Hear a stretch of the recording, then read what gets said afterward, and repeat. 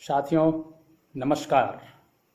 आज हम लोग एक दूसरे के साथ फिर से मुखातिब हैं और आज एक ऐसे विषय पर हम चर्चा करने जा रहे हैं जो हम सबों के ऊपर चौबीसों घंटे, बल्कि कहा जाए कि हर पल हम लोगों के ऊपर हावी है, तो अतिशयोक्ति भी नहीं होगी।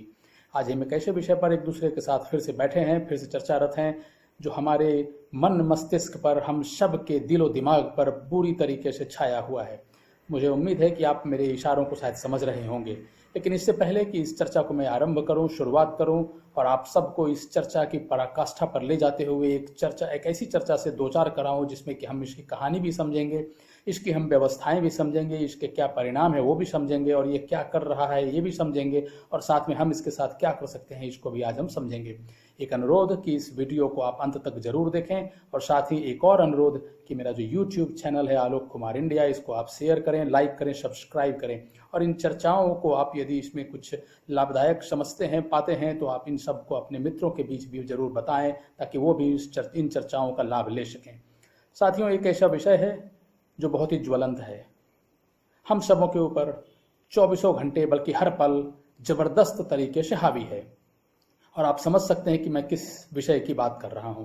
बिल्कुल सही, ठीक पहचाना आपने, और ये है कोरोना वायरस।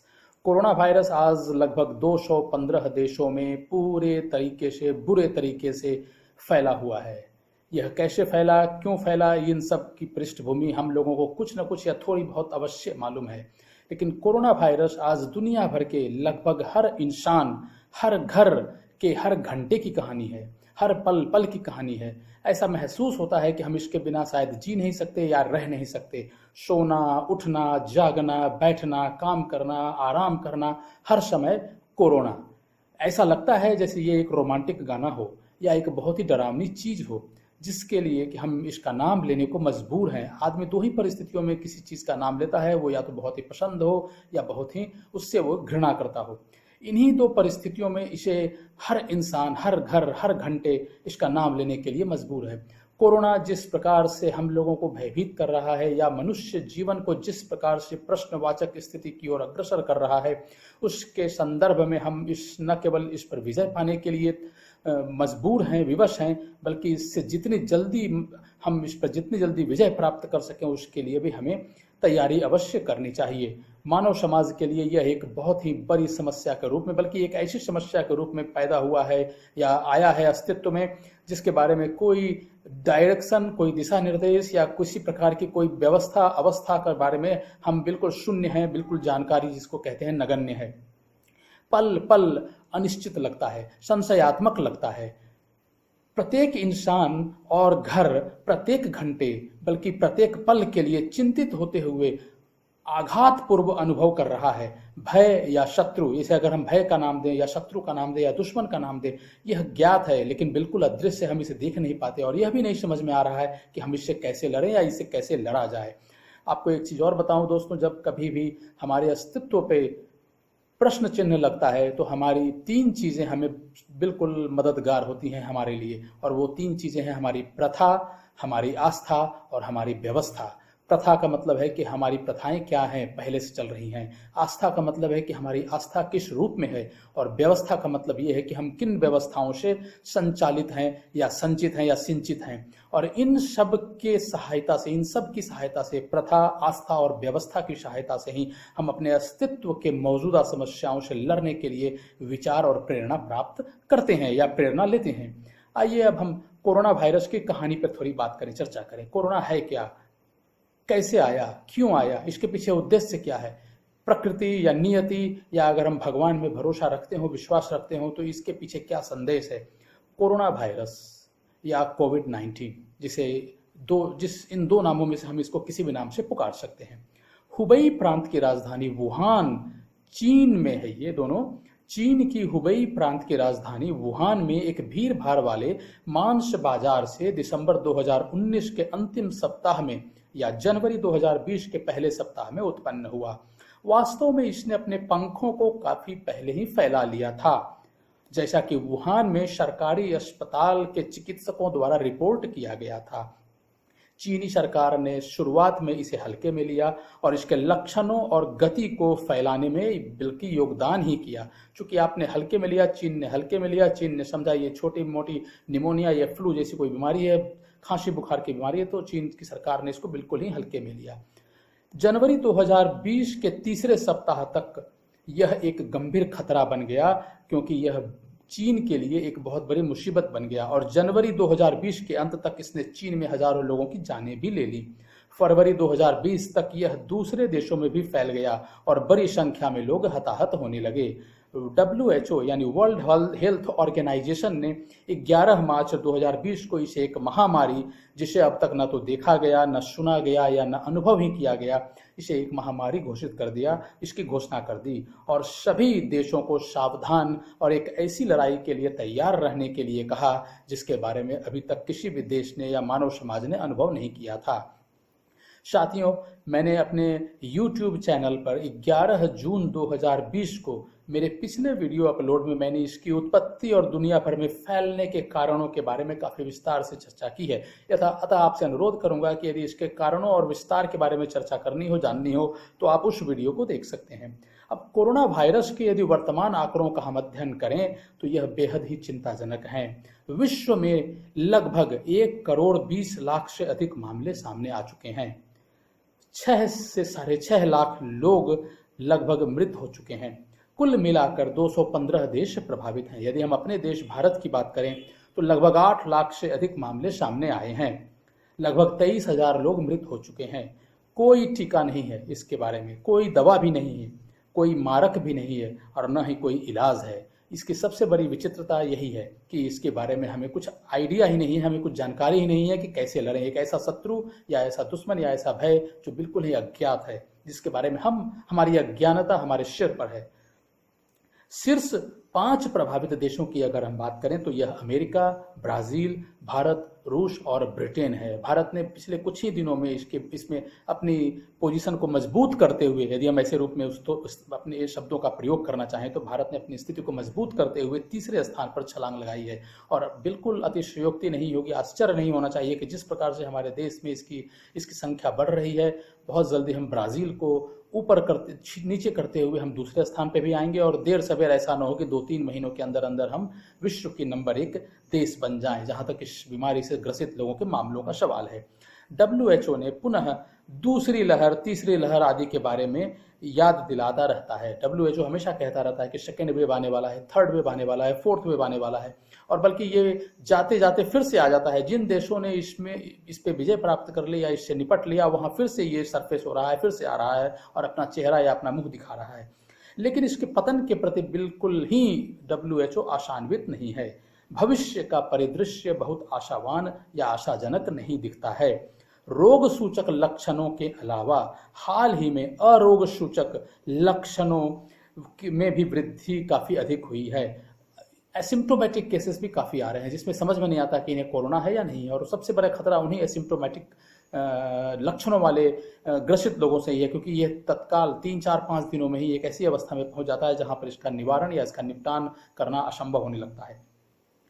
चीन अपने यहाँ इसकी उत्पत्ति, प्रसार एवं हताहतों के बारे में जानकारी देने में हमेशा से कंजूस रहा है, रहस्यपूर्ण रहा है। इसने हमेशा पूरी जानकारी अपने देश में कैसे उसने टैकल किया, कितने लोग मरे या कितने लोग ग्रसित हुए, इसके बारे में कोई जानकारी विश्व के साथ वो शेयर नहीं करता। चीन इस महामारी के वास्तविक कारणों की पहचान करने के लिए दुनिया भर के देशों की पहल का समर्थन भी नहीं करता है। न ही यह दुनिया में इस महामारी को फैलाने में अपनी विनाशकारी भूमिका को स्वीकार भी करता है। अन्य देशों के साथ अपने व्यापारिक संबंधों का लाभ लेते हुए वह इन चीजों के प्रति बिल्कुल ही रहस्यपूर्ण है। किसी प्रकार की जानकारी दूसरे देशों के साथ बांटने में बिल्कुल भी रुचि नहीं दिखा रहा है। विभिन्न देशों की राष्ट्रीय अर्थव्यवस्था इन्हीं कारणों से नकारात्मक मोड़ पर मरम्मत से परे जाकर धूल चाट रही है।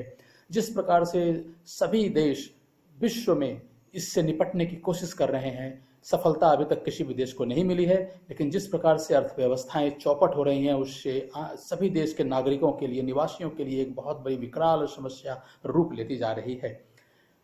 WHO ने वर्ल्ड हेल्थ ऑर्गेनाइजेशन ने इसके लक्षणों के बारे में क्या जानकारी दी या क्या बताने की कोशिश की। WHO ने इसके बारे में अभी अभी कुछ दिनों पहले, बल्कि 2-4 दिनों पहले ही, पिछले मंगलवार को ही यह भी बताया कि कोरोना वायरस के फैलने में हवाई प्रसारण के सबूतों को भी उसने स्वीकार किया। इसका मतलब है कि यह एक एयरबॉर्न डिजीज है या पैंडेमिक है, जो हम अगर इसके बारे में बात करना चाहें तो। कोविड-19 अलग अलग लोगों को अलग अलग तरीके से प्रभावित करता है। अधिकांश संक्रमित लोग हल्के से मध्यम बीमारी का अनुभव करेंगे और अस्पताल में भर्ती हुए बिना ही ठीक भी हो जाएंगे। सबसे आम लक्षण की अगर हम बात करें, मतलब बहुत ही सामान्य जिसे अगर हम कह सकते हैं, तो वो है बुखार, सूखी खांसी और थकान। इसके बाद अगर कुछ कम सामान्य, मतलब जो माइल्ड लक्षणों की बात करें या सिम्टम्स की बात करें, तो वो होगा दर्द या पीड़ा, गले में खराश, दस्त आना, आंख आना, सरदर्द होना, स्वाद या गंध का नुकसान, मतलब सूंघने की शक्ति में कमी, त्वचा पर दाने हो जाएं, उंगलियों या पंजों का रंग बिगड़ने लग जाए। ये माइल्ड सिम्टम्स हैं। और अगर हम सीरियस सिम्टम्स की बात करें, गंभीर लक्षणों की बात करें, तो सांस लेने में तकलीफ होती है या सांस की तकलीफ होने लग जाती है, सीने में दर्द होता है या दबाव महसूस होता है, बोलने चालने का भी नुकसान होता है, बोलने का भी नुकसान होता है, आप बोल नहीं पाते, और चलने में भी नुकसान होता है, मतलब आप चल भी नहीं सकते। यदि लक्षण गंभीर हैं तो तत्काल चिकित्सा की तलाश करें, मतलब अविरल अविराम तुरंत तत्काल आप किसी न किसी चिकित्सक या चिकित्सा की तलाश करें, अस्पताल खोजें और वहां पहुंचने की कोशिश करें। हमेशा अपने डॉक्टर या स्वास्थ्य सुविधा पर जाने से पहले फोन अवश्य करें। आप समझ लें कि आप जहां जा रहे हैं वहां पे व्यवस्थाएं हैं, आपके लिए व्यवस्था की जा सकती है। हल्के लक्षण वाले लोग जो अन्यथा स्वस्थ हैं, उन्हें अपने घर में या घर पर लक्षणों का चिकित्सकीय प्रबंधन करना चाहिए। औसतन 5 दिन लगते हैं ठीक होने में, लेकिन जब कोई व्यक्ति वायरस लक्षण से संक्रमित हो जाता है सीरियस तौर पे, गंभीर तौर पर, तो इसमें 14 दिन तक भी लग सकते हैं। अब अलग अलग देशों में इसको हैंडल करने के लिए या इस पर नियंत्रण करने के लिए अलग अलग देशों ने कौन कौन सी प्रक्रियाएं अपनाई या व्यवस्थाएं अपनाई, इस पर भी थोड़ी अगर हम चर्चा करें तो आपको समझ में आएगा कि देशों ने क्या किया, कैसे किया, कितनी सफलता मिली, कहां तक सफलता मिली भी है या नहीं मिली है, या आगे और क्या किया जा सकता है। लगभग सभी देशों ने चीन से एक संकेत लेकर, एक क्यू लिया, आइडिया लिया, लेकर सभी सामाजिक आर्थिक गतिविधियों को बंद कर दिया, यानी लॉकडाउन लगा दिया। चीन अपने नागरिकों के लिए न्यूनतम स्वतंत्रता के साथ एक प्रतिबंधित कम्युनिस्ट सरकार है, लेकिन अन्य देशों के लिए यह सत्य नहीं है, यह सच नहीं है। कम्युनिस्ट की सरकार आप जानते हैं कैसी है, वहां पर नागरिकों को बहुत अधिक स्वतंत्रता नहीं है, निवासियों को स्वतंत्रता नहीं है। नागरिक या निवासी वहां अपने हिसाब से सरकार की आलोचना नहीं कर सकते, सरकार के नियत निर्णयों की और दिशा निर्देशों का उल्लंघन करने में वो अपने को असमर्थ पा सकते हैं, लोकतंत्रात्मक तरीके से कुछ कर भी नहीं सकते। और इस वजह से चीन की सरकार का जो निर्णय रहा वो अन्य देशों में भी लागू किया गया, और नतीजा परिणाम यह है कि अन्य देशों में चूंकि वहां की शासन व्यवस्थाएं अलग हैं, तो उस प्रकार से सफलता नहीं मिली जिस प्रकार से चीन को शायद अपने देश में सफलता मिली हो। एक उपाय हर जगह काम नहीं कर सकता। कहते हैं ना, रामबाण होता है एक औषधि के रूप में, लेकिन रामबाण हर जगह सफल हो, सक्षम हो, रोग का निपटारा कर सके, यह संभव नहीं होता। अब लॉकडाउन के दौरान समाधानों की तुलना में मुक्त समाजों को अधिक समस्याएं ही होंगी, जैसा कि हम देख रहे हैं। कोई भी देश लॉकडाउन लगाकर अपने उद्देश्यों को पूरा नहीं कर सका।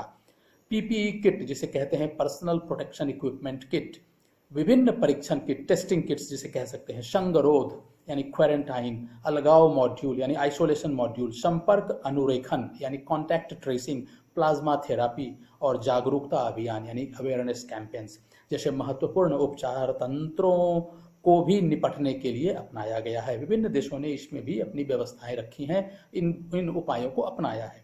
मास्क पहनना, शारीरिक या सामाजिक दूरी, निरंतर हाथ धोना कोरोना निवारक देखभाल के रूप में सुझाए गए थे। स्टे होम और स्टे सेफ संदेशों को काफी बढ़ावा दिया गया, प्रसारित किया गया ताकि लोग सुरक्षित रह सकें, कम से कम लोग इसकी सीमाओं में, इसकी जद में आ सकें। सभी प्रकार की संभावित दवाओं की खोज और कोशिश भी की गई है। जब तक एक निश्चित टीके की खोज या उसका आविष्कार संभव नहीं होता है, तब तक यह दृष्टिकोण इस महामारी के रोगियों को ठीक करता रहेगा। मतलब जो प्रक्रियाएं अपनाई जा रही हैं, आप उस पर चलने के सिवाय आपके पास और कोई विकल्प मौजूद नहीं है, अवस्थित नहीं है। जिन देशों ने इस महामारी को हल्के में लिया है, वे प्रसार और मौतों के मामले में बुरी तरह से पीड़ित हैं। आप देख भी रहे हैं कुछ देशों में कितने लोग हताहत हो गए, इससे मृत्यु को प्राप्त हो गए। और कुछ अमेरिका जैसे देश की ही अगर हम बात करें तो वहाँ पे लगभग 1.25 लाख से 1.5 लाख लोगों की मृत्यु हो चुकी है। फिर Brazil, Italy, Spain, UK, United kingdom, Britain, Iran, कई ऐसे देश हैं जहाँ पे, चीन भी अगर देश करें, अपने देश की भी बात करें तो हमारे यहाँ भी 25,000 लोगों की मृत्यु हो चुकी है।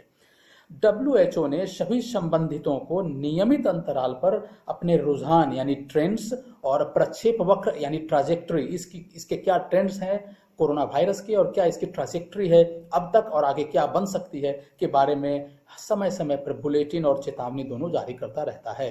WHO पूरी कोशिश करता है कि वो अपनी जिम्मेवारियों का निर्वाह कर सके, लेकिन ये एक ऐसी महामारी है जिसके बारे में चूंकि कोई अता पता नहीं है, न दाएं न बाएं पता है, न पीछे पता है, न आगे पता है, न ऊपर न नीचे पता है इसके बारे में कैसे इससे निपटा जाए, तो WHO भी स्वयं को शून्य में पाता है, वैक्यूम में पाता है कि और क्या किया जाए क्या ना किया जाए। अब इससे निपटने के लिए पूरे विश्व में अलग अलग देशों की सरकारों ने क्या क्या ब्लंडर्स किए या गंभीर भूलें की हैं, थोड़ी सी उस पर भी हम चर्चा करें तो समझ में आएगा कि हमें किन भूलों को नहीं करना चाहिए या किन भूलों को करने से हमें दूर रहना चाहिए, ताकि हम कोई भी कार्य अपने हाथ में लें तो उसमें हम सफल रहें और इस कोरोना वायरस पर विजय प्राप्त करने में हम सफल हो सकें। भारत ने तैयारी के लिए कोई समय दिए बिना अचानक रातों रात लॉकडाउन लगाया। लॉकडाउन को समय और संसाधन सुनिश्चित करने, चिकित्सा पेशेवरों के लिए PPE किट आदि का इंतजाम करने, व्यवस्था करने, मामलों की स्क्रीनिंग के लिए परीक्षण किट और संदिग्ध मामलों हेतु संगरोध यानी क्वारंटाइन के लिए कोरोना वायरस के प्रसार को विराम लगाने के लिए सोचा गया था। लॉकडाउन इन दृष्टिकोणों से, इन उद्देश्यों के साथ लगाया गया, लेकिन ऐसा कुछ नहीं हुआ। अचानक लॉकडाउन ने 137 करोड़ भारतीयों, जिसमें से विशेष रूप से अगर हम बात करें कामगारों के लिए, विनाशकारी स्थिति पैदा कर दी। तालाबंदी से संबंधित जीवन और आजीविका की समस्याओं के कारण लगभग 1,000 लोग मारे गए, जैसा कि आपने समाचार पत्रों में भी देखा होगा। इसके अलावा जब आवश्यक नहीं था तब लॉकडाउन लगाया गया, और अब जब यह अत्यावश्यक है, आवश्यक है, ऐसा महसूस होता है कि लॉकडाउन शायद अब लगाना चाहिए था, तो सरकार इसको लागू करने के लिए या इसकी घोषणा करने की स्थिति में बिल्कुल ही नहीं है। एक उदाहरण से लॉकडाउन को समझते हैं।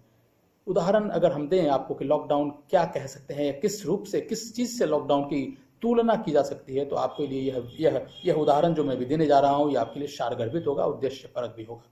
हम जानते हैं कि जंगल होते हैं, जंगल मतलब वन, जिसे हम फॉरेस्ट कहते हैं। अभयारण्य भी होता है, सैंक्चुअरी होता है, ये भी हम जानते हैं। और तीसरा चिड़ियाघर भी होता है, जू जिसे कहते हैं, जहाँ पे जानवरों पक्षियों को रखा जाता है।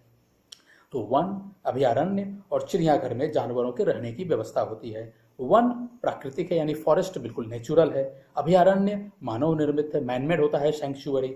चिड़ियाघर लॉकडाउन के सदृश होता है, समान होता है। कैसे समान होता है, लॉकडाउन के समान होता है? क्योंकि वहां पर पशु जो हैं वन में सबसे अधिक घर जैसा या कंफर्टेबल अगर जिसे कहा जाए महसूस करते हैं, अभयारण्य में थोड़ा कम महसूस करते हैं, और चिड़ियाघर में वो सबसे कम यानी लॉकडाउन जैसी अवस्था का अनुभव करते हैं। क्योंकि चिड़ियाघर में यानी अगर हम लॉकडाउन की बात करें तो लॉकडाउन में या चिड़ियाघर में जानवरों को अपने भोजन और अन्य दैनिक आवश्यकताओं को खोजने या व्यवस्थित करने की स्वतंत्रता नहीं होती है, क्योंकि उनको हर चीज के लिए चिड़ियाघर के अधिकारियों पर निर्भर रहना होता है। अधिकारी भी, चिड़ियाघर के जो अधिकारी भी होते हैं, वो पूरी व्यवस्था करते हैं, उनके खाने पीने से लेकर के रोजमर्रा की जो भी आवश्यक चीजें यहाँ जरूरतें होती हैं, उन सबको वो उन्हें जानवरों और पक्षियों को मुहैया कराते हैं। चिड़ियाघर में जानवरों को जीवित रहने या दैनिक जरूरतों के लिए अधिकारियों द्वारा सब कुछ प्रदान किया जाता है। इसी तरह भारतीय सरकार को भी अपने नागरिकों और निवासियों को भोजन और अन्य दैनिक आवश्यकताओं को प्रदान करना चाहिए था, क्योंकि लॉकडाउन भी एक तरह से एक चिड़ियाघर हो गया पूरे देश के निवासियों के लिए, पूरे देश के सिटीजन्स, निवासियों और सिटीजन्स के लिए, जितने भी देशवासी हैं उन लोगों के लिए। और जब आपको अपनी रोजी रोटी कमाने की स्वतंत्रता नहीं है, आप इन चीज़ों के लिए व्यवस्था नहीं कर सकते, आपको किसी प्रकार का कार्य करने की स्वतंत्रता नहीं है, तो यह सरकार का फिर कर्तव्य हो जाता है, उत्तरदायित्व हो जाता है कि वो प्रत्येक निवासी को यदि उनको जरूरत है तो उन्हें जरूरत की चीज़ों को मुहैया कराए, उपलब्ध कराए। भारतीय सरकार को अपने नागरिकों को, इसीलिए मैंने कहा कि भोजन और अन्य दैनिक आवश्यकताओं को अवश्य प्रदान करना चाहिए। भारतीय सरकार को छोड़कर विदेशों में लगभग सभी सरकारों ने अपने नागरिकों और निवासियों को यह सब प्रदान किया, क्योंकि उन्हें मालूम था कि जब हम लॉकडाउन इम्पोज कर रहे हैं, लॉकडाउन की घोषणा कर रहे हैं, देशबंदी की घोषणा कर रहे हैं, और कोई भी नागरिक या निवासी अपने कार्य को या अपनी आजीविका के साधन को या आजीविका के लिए कोई व्यवसाय या नौकरी करने में असमर्थ है, कर नहीं सकता, तो उन्हें मुहैया कराना सरकारों के लिए आवश्यक है। लेकिन भारत की सरकार ने ऐसा कुछ भी नहीं किया और परिणामतः वो अपने उद्देश्यों में, अपने कार्यों में, अपने उत्तरदायित्वों में बिल्कुल बुरी तरीके से असफल रही। देश भर में दुकानों और व्यावसायिक प्रतिष्ठानों को भी बंद करने से जनता की आय में कमी आ गई, जिससे कुल मिलाकर जबरदस्त संकट ही पैदा हुआ है। क्योंकि जब आपने दुकानों को और व्यावसायिक प्रतिष्ठानों को बंद कर दिया तो लोग आमदनी के लिए, अपने खर्चों को पूरा करने के लिए, अपनी जरूरतों को पूरा करने के लिए कहाँ से क्या व्यवस्था करेंगे।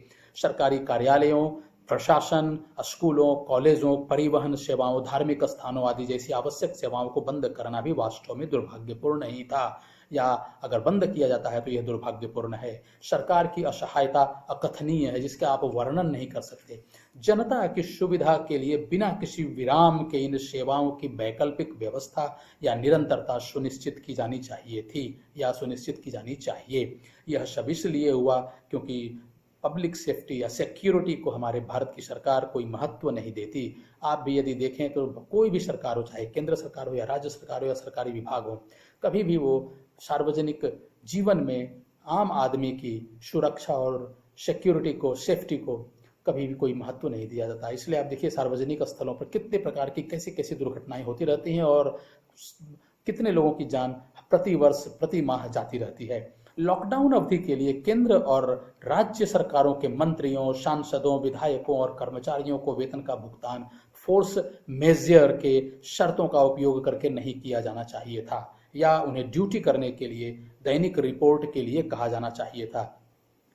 इसलिए भी है क्योंकि जब कोरोना वायरस का उद्भव हुआ तो ये किसी के वश में नहीं था, किसी के नियंत्रण में नहीं था। और यदि आप सरकार रही हैं जो कि जिनके ऊपर की पूरे देश की व्यवस्था को चलाने की जिम्मेवारी होती है, यदि आप अपने ही कार्यालयों को और अधिकारियों और कर्मचारियों को ऑफिस आने से मना कर देंगे, कार्यालय आने से मना कर देंगे, अपने कार्यों का निष्पादन नहीं करेंगे, तो इससे कैसी व्यवस्था पैदा होगी। बल्कि एक ब्रेकअप होगा, एक विराम होगा, और ऐसा विराम पैदा होगा जिसको पटरी पिलाना पुनः लगभग बहुत ही कठिन होगा, असंभव नहीं होगा तो कठिन होगा। क्या सेना या पुलिस के जवान पारिवारिक कारणों या आपात स्थितियों का हवाला देकर छुट्टी के लिए पूछ सकते हैं, आवेदन दे सकते हैं? क्या सरकार अवकाश के लिए उनके आवेदन को या अनुरोध को स्वीकार करेगी? इन सब से, सरकारी कार्यालयों को बंद करने से, स्कूलों, केंद्र के सरकार के और राज्य सरकार के मंत्रियों, सांसदों, विधायकों और कर्मचारियों, अधिकारियों को कार्य पर न बुलाने से एक ऐसी गलत मिसाल पैदा हुई है जिसकी पुनरावृत्ति देश के लिए शायद बहुत ही मुश्किल भरा हो, बहुत ही संकटों को पैदा करने वाला हो। और बल्कि वर्तमान की संकटों को देखकर हमें आभास हो रहा है कि भारत ने अपने लिए किस प्रकार का संकट, आर्थिक, सामाजिक, राजनीतिक और पारिवारिक संकट, व्यवस्थात्मक संकट कैसा पैदा कर लिया है। लॉकडाउन के दौरान बंद किए गए धार्मिक स्थानों को संदिग्ध मामलों के लिए कैंपिंग, अलगाव यानी आइसोलेशन, या संगरोध यानी क्वारंटाइन स्थानों के रूप में इस्तेमाल किया जा सकता था। इससे पूर्ण ईश्वरीय आशीर्वाद भी प्राप्त होता और चिकित्सा उपचार भी सुनिश्चित हो सकता था, लेकिन यह कोशिश नहीं की गई। एक विशेष धर्म के सदस्यों को दोष देकर सांप्रदायिक और धार्मिक रंग देना प्रायोजित और चित्रित किया गया था, जबकि उल्लंघन अन्य कई धर्मों द्वारा किए गए थे। अलग अलग प्रकार की सामाजिक और धार्मिक आयोजनों को हम लोगों ने देखा किस प्रकार से लॉकडाउन में पूरी लॉकडाउन शर्तों का उल्लंघन करते हुए आयोजन किया गया था या आयोजित किया गया था। महामारी के नियंत्रण को सुनिश्चित करने के लिए संबंधित विभागों, अस्पतालों एवं पेशेवरों के उपयोग एवं या और साथ साझा करने हेतु कोई उचित प्रवाह यानी फ्लो चार्ट भी बनाया या नहीं बनाया, इसके बारे में कोई सार्वजनिक जीवन में चर्चा नहीं हुई। आम निवासियों को, नागरिकों को यदि यह फ्लो चार्ट मिलता कि किस प्रकार से इसका ट्रीटमेंट किया जा रहा है या इसके मरीजों का निपटारा किया जा रहा है या मरीजों को ट्रीटमेंट प्रदान किया जा रहा है, तो कम से कम आम नागरिकों के मन में या आम निवासियों के मन में कोरोना के प्रति एक कम से कम इतनी हिम्मत तो रहती कि वो इससे लड़ने में अपने को भी मदद करते और अपने साथ साथ पूरे चिकित्सकीय जो पेशेवर हैं जो उनकी देखभाल कर रहे थे उनको भी मदद करते, उनके ऊपर भी भरोसा रखते, विश्वास रखते और उनका आत्मविश्वास भी सजग रहता। जीवन बीमा में एक कॉन्सेप्ट होता है जिसे हम कहते हैं, एक अवधारणा होती है जिसे कहते हैं ह्यूमन लाइफ वैल्यू, मानव जीवन मूल्य। तो मानव जीवन मूल्य नामक एक अवधारणा एक व्यक्ति के लिए बीमा कवर, जो इंश्योरेंस का कवर होता है, जोखिम होता है, उसको खरीदने के पीछे काम करती है। मुख्य जो जो फैक्टर है, मेन जो फैक्टर है या मुख्य जो पहल होता है वो इसी के कारण होता है कि एक व्यक्ति के ऊपर कितना इंश्योरेंस कवर होना चाहिए, उसमें ह्यूमन लाइफ वैल्यू काम करता है। और ह्यूमन लाइफ वैल्यू को, मानव जीवन मूल्य को कैलकुलेट करने की एक परंपरा है, एक तरीका है, जिसके बारे में किसी और वीडियो पे मैं चर्चा करूंगा। लेकिन अभी केवल इसके बारे में इतना बताऊं कि ये कैसे कोरोना वायरस में सारगर्भित था, कैसे ये समसामयिक था। तो ह्यूमन लाइफ वैल्यू अवधारणा को देश भर में संभावित कोरोना मौतों के कारण परिवारों और जीडीपी के लिए संभावित नुकसान को मापने के लिए लाया जाना चाहिए था या इसकी गणना की जानी चाहिए थी, और तदनुसार इस महामारी का मुकाबला करने की तैयारी की जानी चाहिए थी। इससे हमें पता चलता कि हम किस तरीके का आर्थिक नुकसान या सामाजिक नुकसान हम झेलने जा रहे हैं, और उस हिसाब से तैयारी करने में हमें मदद भी मिलती। और भारत यदि इन सब चीज़ों को करता तो शायद हम जिस मुकाम पे आज खड़े हैं उससे हम दूर रहते, बल्कि इस पर हम विजय प्राप्त करने की अवस्था में आज हो सकते थे। अब जब हमें पता चल रहा है कि हम इतनी भूलें कर चुके हैं, कोरोना वायरस क्या है, किस प्रकार से वो फैलता है, उसकी सीरियसनेस क्या है, उसकी गंभीरता क्या है, तो इससे बाहर निकलने के क्या राह हो सकते हैं, what are the ways out, हम इससे कैसे बाहर निकल सकते हैं। थोड़ी चर्चा हम बाहर निकलने के ऊपर भी करें, किन किन प्रयासों को हम सफलतापूर्वक अंजाम देकर इससे हम बाहर निकल सकते हैं, इस पर विजय प्राप्त कर सकते हैं। जीवन जीने के लिए होता है, जीवन, लाइफ इज फॉर लिविंग। जीवन का आप आनंद ले सकें, जब तक जीवित हैं तब तक जीवन का आनंद लें। तमाम नकारात्मक परिस्थितियों के बावजूद भी, तमाम संकटों के बावजूद भी, तमाम मुसीबतों के बावजूद भी जीवन हंसने का नाम है, जीवन चलने का नाम है, जीवन खेलने का नाम है, जीवन आनंद करने का नाम है। तो जीवन जीने के लिए है। क्या कोई इसे जीवन के अवसर से क्या कोई किसी को भी जीने के अवसर से वंचित कर सकता है? क्या यह है संभव? संभव है तो फिर वो कानूनी अपराध की सीमा का एक पहलू बन जाता है। लेकिन एक दूसरे की सहायता करना, एक दूसरे को जियो और जीने दो की अवधारणा में भरोसा करना और कराना ही जीवन की सार्थकता है। जीवन और आजीविका सबसे महत्वपूर्ण है, क्योंकि स्वाभाविक है जब तक आप जीवित हैं तो आजीविका होना ही चाहिए, और अगर आजीविका है तो हम अपने और अपने परिवार का भी बखूबी देखभाल कर सकते हैं। सरकारों को ऐसी स्थिति का निर्माण नहीं करना चाहिए और न ही ऐसी स्थिति का निर्माण करने की अनुमति देनी चाहिए, और न ही स्वयं सरकारों को ऐसी स्थिति का अनुमति देनी चाहिए कि जिसमें लोगों को मृत के रूप में या मृतक के रूप में जीने का एहसास हो। मतलब जीवंत होते हुए भी, जीवित होते हुए भी ऐसा महसूस हो कि मैं एक मृत हूँ या एक मृतक हूँ। ऐसी प्रकार की परिस्थितियाँ या अवस्थाएं पैदा नहीं होनी चाहिए। जब तक कोई जीवित है तब तक उसे जरूरतों और जिम्मेदारियों को पूरा करने और आय के लिए, आमदनी के लिए कुछ करने का दबाव रहता है और हमेशा रहेगा। इसलिए मनुष्यों के लिए गतिविधियां हमेशा महत्वपूर्ण होती हैं ताकि वो आय अर्जित कर सकें, सृजन कर सकें। लॉकडाउन हमेशा प्रतिकारक होता है, रिपल्सिव होता है, डिस्ट्रक्टिव होता है। ओपन अप मतलब हर समय खुला रहना, हर समय गतिविधियों में संलग्न रहना हमेशा किसी भी कीमत पर सबसे अच्छा विकल्प होता है, सकारात्मक होता है। प्राकृतिक होना सबसे पहला कदम है। हम चाहे जैसे भी रहें लेकिन प्राकृतिक रहें, बी नेचुरल, बाई नेचुरल हमेशा कहा गया है, या बी सेल्फ, या आप जैसे हैं वैसे रहिए, प्राकृतिक रहिए, नेचुरल रहिए। अधिक प्राकृतिक पानी पिए, नेचुरल वाटर।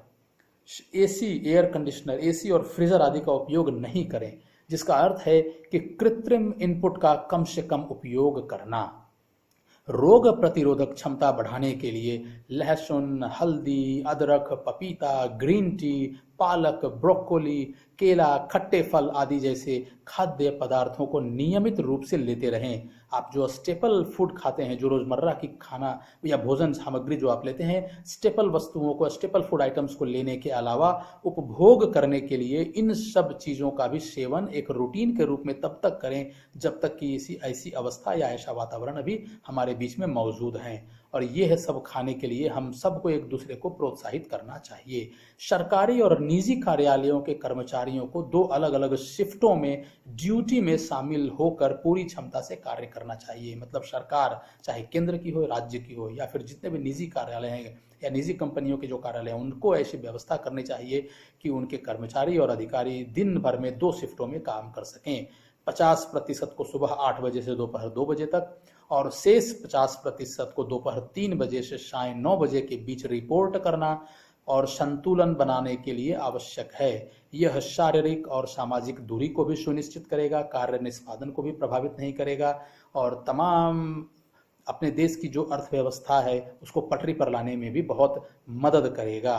समान दृष्टिकोण दुकानों और व्यावसायिक प्रतिष्ठानों के लिए भी होना चाहिए। आवश्यक सामग्री प्रतिष्ठानों को सुबह से शाम तक खोलने की अनुमति दी जानी चाहिए। स्कूलों और कॉलेजों में अकादमिक अध्ययन के लिए किस प्रकार की व्यवस्था हो, यह मैंने अपने वीडियो में अखिल भारतीय स्तर पर किस प्रकार की केंद्रीय रूप से आयोजित किए जाने चाहिए, ये मैंने अपने वीडियो जो हमने YouTube पर डाला है 30 जून 2020 को, उस मेरे पिछले अपलोड में पूरे तरीके से इस पर चर्चा शामिल है। तो आप स्कूलों और कॉलेजों के में अकादमिक गतिविधियों और अध्ययन को कैसे हम अखिल भारतीय स्तर पर केंद्रीय रूप से नियंत्रित रखते हुए चालू रख सकते हैं, जारी रख सकते हैं, उसके लिए आपको 30 जून का मेरा वीडियो YouTube पर जाकर देखना होगा, उसमें आपको पूरी जानकारी मिलेगी। विवाह और धार्मिक या अन्य सामाजिक घटनाओं को प्रतिबंधों के साथ अनुमति दी जानी चाहिए। 65 वर्ष या उससे अधिक आयु, किसी तरह की रुग्णता होने यानी कोमोर्बिडिटी की हालत होने पर और अकेले रहने वाले लोगों को उनके निवास स्थानों के बाहर जाने की अनुमति प्रतिबंधित होनी चाहिए, सीमित होनी चाहिए। बहुत आवश्यक हो तो उन्हें बाहर जाने की अनुमति दी जाए ताकि वो सुरक्षित रहें, स्वस्थ रहें। मास्क पहनना, शारीरिक या सामाजिक दूरी, निरंतर हाथ धोना, यह हमारे दैनिक दिनचर्या का एक आवश्यक पहलू होना चाहिए। साथ ही सभी मीडिया और सरकारी एजेंसियों, पक्षों और विभागों, यहाँ तक कि निजी एजेंसियों को भी, पक्षों और विभागों पर भी के बीच भी एक बड़े सामाजिक अभियान का हिस्सा होना चाहिए ताकि यह संदेश, यह मैसेज अधिक से अधिक लोगों तक, अधिक से अधिक समय तक कायम रह सके, मौजूद रह सके। चिकित्सा पेशेवरों यानी मेडिकल प्रोफेशनल्स, पैरामेडिक्स, वॉलंटियर्स, स्वयंसेवक और कार्यकर्ताओं, एक्टिविस्ट जितने भी हैं आदि को समय समय पर सभी सुरक्षा और संरक्षण kit, personal and protection kit और अन्य सभी आवश्यक वस्तुएं अवश्य प्रदान की जानी चाहिए। फियर मॉन्गरिंग जैसे कहते हैं ना, डर पैदा करने का माहौल, और हेट फीलिंग्स को की जड़ों को जमाने की अनुमति नहीं होनी चाहिए। यदि कोई फियर मॉन्गरिंग में शामिल है या कोई अगर हेट फीलिंग्स फैलाता है तो उसके प्रति कार्रवाई भी जरूर होनी चाहिए। आय के भारी नुकसान के कारण सार्वजनिक परिवहन, चाहे वो इंट्रा सिटी हो, किसी शहर या नगर के बीच में हो, इंटर सिटी हो, एक से दूसरे नगर के बीच में हो, इंट्रा स्टेट हो, एक ही राज्य के दूसरे विभिन्न शहरों के बीच हो, या फिर इंटर स्टेट हो यानी देश के 2 राज्यों के बीच भी हो या कई राज्यों के बीच भी हो, तो आय के भारी नुकसान के कारण सार्वजनिक परिवहन को आम जनता के लिए कार्य करने की अनुमति दी जानी चाहिए ताकि वो कम खर्चे पे, चूंकि अभी नुकसान है इनकम का, तो कम खर्चे पे वो आवश्यक कार्य को अंजाम देने के लिए स्वयं को सक्षम पा सकें। व्यक्तियों और परिवारों के लिए आय सुनिश्चित करने वाली आर्थिक गतिविधियों संबंधी या गतिविधियां संबंधी शहरी और ग्रामीण क्षेत्रों पर आधारित करना होगा या होनी चाहिए, जिसमें स्थानीय कारक शामिल हों। वैश्विक और राष्ट्रीय अर्थव्यवस्थाओं के अलावा स्थानीय अर्थव्यवस्था को भी अब प्रमुख स्थान देने की आवश्यकता है।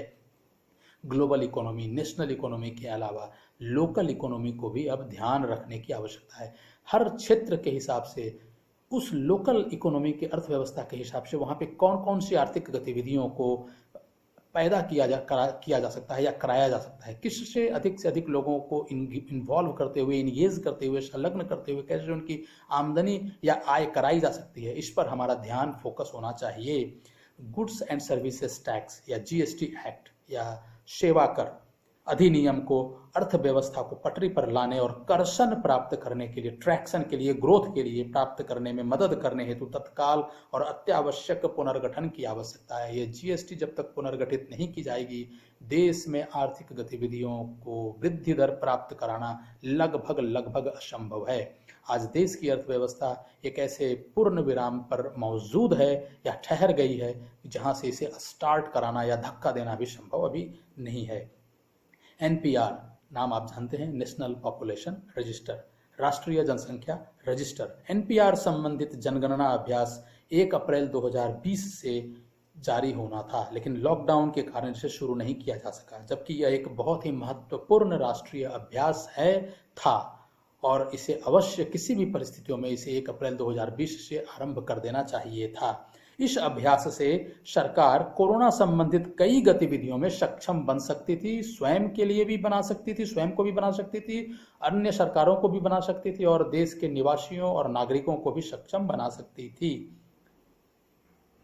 जिसका उद्देश्य इसके ज्वार को नियंत्रित करना, समाप्त करना, परीक्षण और जागरूकता अभियान में भी सुनिश्चित कर सकता था। मतलब हम अगर ये प्रयास करते, एनपीआर करते, तो शायद हम, चूंकि अधिक से अधिक घर घर पहुंचने की इसमें व्यवस्था थी, तो हम इसके माध्यम से कई लोगों को जागरूक भी कर सकते थे। आइसोलेशन और क्वारंटाइन के लिए हम उन्हें मोटिवेट भी कर सकते थे, प्रेरणा भी कर सकते थे, और साथ में अगर जरूरत पड़ती तो कॉन्टैक्ट ट्रेसिंग और टेस्टिंग भी कोई न कोई विकल्प या वैकल्पिक व्यवस्था की जा सकती थी।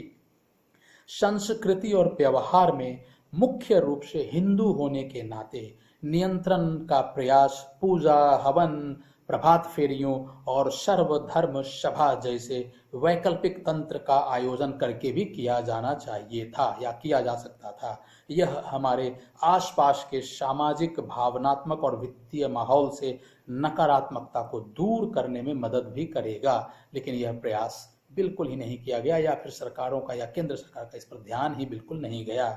कोरोना वायरस को सामाजिक, भावनात्मक, चिकित्सकीय और आर्थिक आदि तौर पर निपटने की आवश्यकता है। यह कहने की आवश्यकता नहीं है कि केवल हम इसे दवा के तौर पर ही हम इससे लड़ सकते हैं, इस पर विजय प्राप्त कर सकते हैं। यह बिल्कुल ही संभव नहीं है, क्योंकि यह एक ऐसी बीमारी है जो हम सबको व्यक्तिगत तौर पर, पारिवारिक तौर पर, सामाजिक तौर पर भी तोड़ने का प्रयास कर रही है, बल्कि तोड़ चुकी है। भारत सभी सभ्यताओं की जननी है, एक विशिष्ट और अनूठा देश है। हमारा भारत सभी सभ्यताओं की जननी है, एक विशिष्ट देश है, एक अनूठा देश है, ग्रेट कंट्री जिसे कह सकते हैं, यूनिक कंट्री है। अस्तित्व के बाद से ही नकारात्मक और सकारात्मक दोनों को एक साथ स्वीकार करने और पचाने का विशेष गुण इसमें है। इसे अच्छी और बुरी दोनों चीजों के लिए डंपिंग और ब्रीडिंग यार्ड कहा जा सकता है। यहाँ पर अगर अच्छी चीजें हैं तो यहाँ पे बुरी चीजें भी हैं, और दोनों चीजें सफलतापूर्वक यहाँ पर किसी न किसी रूप में जीवित हैं, अवस्थित हैं। इसका कोर और इसका वास्तु, कोर मतलब इसकी मौलिक बातें, इसका जो कैरेक्टर है, चरित्र है, व्यवहार है, और इसका वास्तु भी आप समझते हैं, इस गुणवत्ता को सुनिश्चित करता है। इसीलिए आप देखें, आज हमें हिंदू धर्म, या इस भारत में जो सबसे महत्वपूर्ण है, जो सर्वाधिक लोग हैं, वो हिंदू धर्म है, और ये परंपराएं हैं, सदियों से हैं।